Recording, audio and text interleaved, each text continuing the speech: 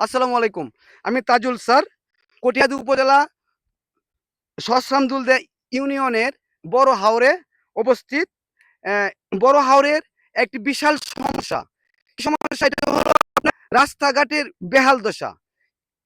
ধান পাকছে মাঠে, কৃষক রাস্তায় পাশে রেখে দিয়েছে। এ রাস্তা দিয়ে ধান কৃষক তুলতে পারতেছে না। তাই রাস্তাটা মেরামত করা খুবই প্রয়োজন। এই যে আমি যে হাঁটতেছি দেখেন এক একটা গর্ত দেয়া।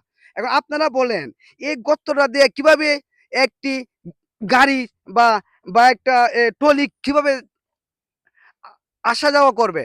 তাই এই রাস্তা খারাপ হওয়ার কারণে কৃষক তারা ধান বাড়িতে তুলতে পারতেছে না।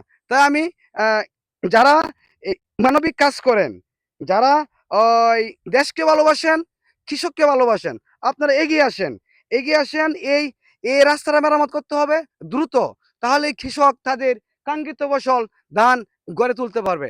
ধন্যবাদ। আমি তাজুল স্যার।